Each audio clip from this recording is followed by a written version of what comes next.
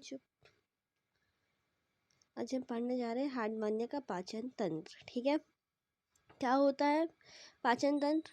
हमें तो पहले ही पता है कि जो भी पाचन तंत्र होता है वो दो भागों से मिलकर बना होता है। कौन सा? आहार नाल और पाचन ग्रंथियाँ। ओके, दो भाग इससे मौजूद होते हैं। अब आहार नाल कैसी होती है?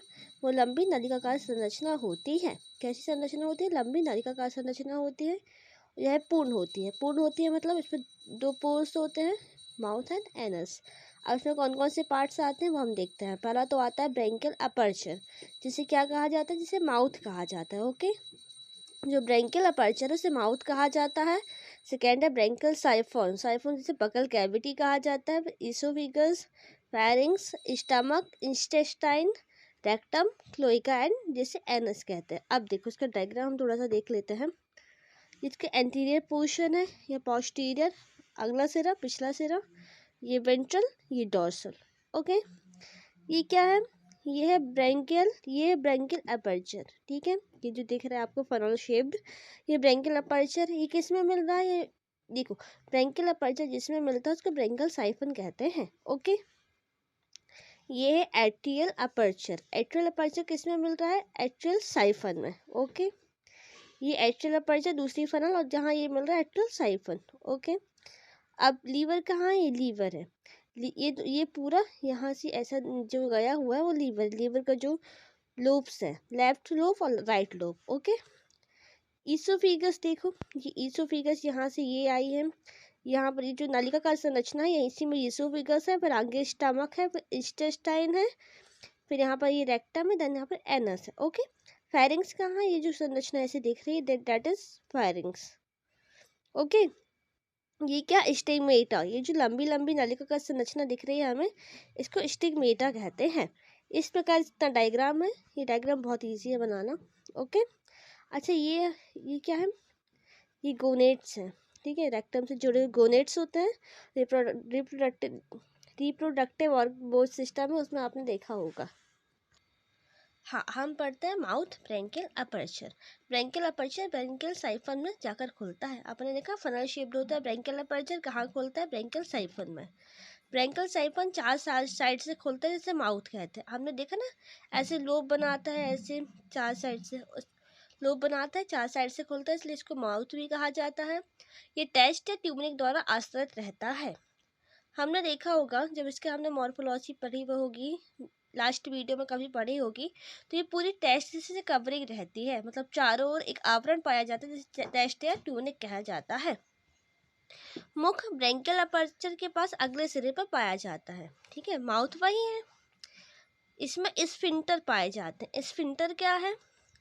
दरवाजे की तरह कार्य करते हैं स्फिंक्टर, जो खतरे के समय मुख को बंद कर देता है ना। दरवाजे जैसे अपन बंद करते हैं वैसे ही जब भी कोई खतरा होता है तो स्फिंक्टर जो होता है माउथ को क्लोज कर देते हैं। ओके, ये स्फिंक्टर साइफन में पाए जाते हैं। अवांछित तत्व आने पर स्फिंक्टर साइफन को बंद कर देते हैं। स्फिंक्टर किस में मिल रहा है? साइफन में। स्फिंक्टर हमें मिल रहा है साइफन में। जब भी कोई अवांछनीय तत्व आता है, मतलब जो हमारे लिए सही नहीं है, उसके लिए सही नहीं है, ऐसा कोई तत्व आता है तो वो स्फिंक्टर जो होता है साइफन को बंद कर देते हैं। इसमें 60 या 64 संख्या में टेंटिकल्स पाए जाते हैं। क्या पाए जाते हैं? टेंटिकल्स। ठीक है, जो क्या करेंगे? भोज्य पदार्थों का परीक्षण करते हैं। नेक्स्ट, ब्रेंकियल साइफन है बकल कैविटी। ब्रेंकियल उपकरण सक्रिय संरचना होती है जिसमें आंतरिक व बाह्य दो प्रकार की रेखाएं पाई जाती हैं। ठीक है, ब्रेंकियल उपकरण जो है जिसको ब्रेंकियल साइफन कहते हैं, बकल कैविटी कहते हैं, ये कैसी संरचना होती है? सक्रिय संरचना होती है। इसमें आंतरिक व बाह्य दो प्रकार की रेखाएं होती हैं। आंतरिक रेखाएं जो होती है वो एपिडर्मिस तथा टेस्ट की बनी होती हैं। अंदर की जो रेखाएं बनी होती हैं वो एपिडर्मिस या टेस्ट की बनी होती हैं, जिसके आधार उच्च शाखित होता है। उच्च शाखित मतलब बहुत सारी शाखाएं होंगी। ठीक है, इसमें भी ब्रेंकियल टेंटिकल्स पाए जाते हैं जिनका कार्य क्वालिटी परीक्षण करना होता है। इनमें भी टेंटिकल्स मिल रहे हैं। टेंटिकल्स जहाँ भी मिलेंगे वो क्वालिटी का ही परीक्षण करेंगे। मुख पीछे की ओर मुख गुहा में खुलता है। मुख गुहा को स्टोमोडियम कहते हैं। मुख कहाँ खुलता है? पीछे की ओर। ओके, पीछे की ओर खुलता है, एक गुहिका में खुलेगा जिसे स्टोमोडियम कहा जाता है। इसमें उच्च टेंटिकल्स पाए जाते हैं जिनकी संख्या 64 या 4 प्रकार के होते हैं। मतलब संख्या कितनी है? 64 है, और प्रकार कैसे हैं? 4। देखें हम कैसे प्रकार के होते हैं? Large, medium, small, very small. Size देखा तो लार्ज का साइज 5 mm होता है, मीडियम का 2.5, स्मॉल का 1.5, वेरी स्मॉल का 0.5। 5 mm की 8 रहती हैं, 2.5 की 8, 1.5 के 16, 0.5 के 32। टोटल कितने हो गए? 64। इनका कार्य क्या है? इनका कार्य जो है बड़े कण को फायरिंग्स में जाने से रोकना है। अब बात करते हैं फायरिंग्स। फायरिंग्स में दो भाग होते हैं, एंटीरियर एंड पोस्टीरियर। एंटीरियर सिरा पेरीफेरेंशियल क्षेत्र कहलाता है। ओके, ये छोटा होता है, नॉन सीलिएटेड होता है। नॉन सीलिएटेड में सीलिया नहीं पाई जाती। अब सीलिया की अनुपस्थिति के कारण इसे पेरीफेरेंशियल जोन भी कहते हैं। ठीक है, इसमें सीलिया नहीं पाई जाती इसलिए इसको पेरीफेरेंशियल जोन भी कहते हैं। पोस्टीरियर सिरा जो होता है ब्रैंकियल कहलाता है, ब्रैंकियल कहलाता है।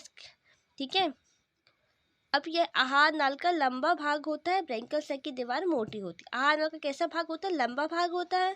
अब ब्रैंकियल सैक की अगर दीवार की बात करें वो कैसी होती है? मोटी होती है, जिसमें स्लिट नुमा संरचनाएं पाई जाती है, जिसे स्टिग्मेटा कहते हैं। ये देखिए ब्रैंकियल सैक की दीवार है, ठीक है, मोटी, ये मोटी है इतनी।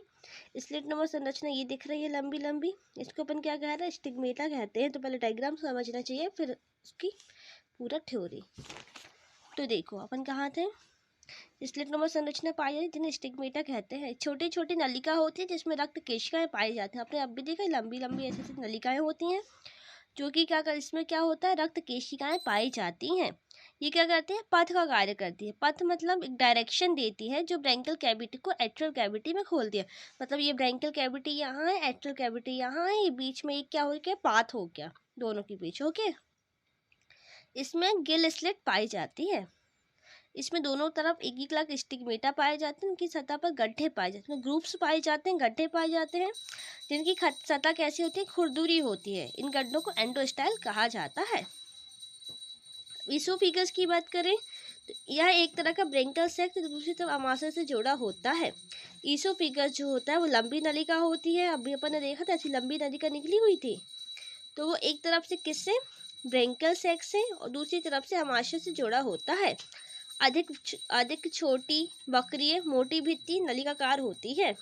इसमें लंबे सीले युक्त गड्ढे पाए जाते हैं। ब्रैंकियल सैक डॉर्सली ईसोफिगस में खुलता है। डायग्राम में देख लेते हैं हम कैसा होता है। देखिए ये है ईसोफिगस, कहाँ है ये? एक तरफ से कहाँ खुल रहा है? ब्रैंकियल सैक में, दूसरी तरफ से स्टमक में खुल रहा है। स्टमक में, स्टमक कैसा होता है? चौड़ी नलिकाकार संरचना होता है। स्टमक कैसी संरचना है? चौड़ी और नलिकाकार। आमाशय संरचना ऐसी संरचना होता है। ये मोटी भित्ति होता है, मतलब इसकी जो भित्ति होती है, वॉल होती है, वो कैसी होती है? मोटी होती है। इसी में पाइलोरिक ग्रंथि पाई जाती है। अब वो क्या होती है? आगे देखेंगे। आमाशय जाकर कहाँ खुलता है? आंत में खुलता है। इसमें स्फिंक्टर पाए जाते हैं जो खाने को पीसने का कार्य करते हैं। ठीक है, अब इंटेस्टाइन, यह मोटी भित्ति नलिकाकार यू आकार की संरचना होती है। हमने अब भी देखी, ऐसे जाती है, कुछ ऐसे निकलती है ना, यू आकार की संरचना होती है, मोटी भित्ति होती है जो कहाँ की खुलती है? रेक्टम में। रेक्टम छोटा बकरी शीला युक्त नलिका होती है जो अपचित अपशिष्ट पदार्थ को संग्रहित करती है। मतलब जो भी अपचित पदार्थ है जो अब नहीं पच सकता तो उसको संग्रहित करने का नाम रेक्टम करता है। हमारे बॉडी में ऐसे ही होता है। क्लोइका या एनस या एट्रियल सिरे पर पाया जाता है जिसका कार्य अपशिष्ट पदार्थ को बाहर निकालना होता है।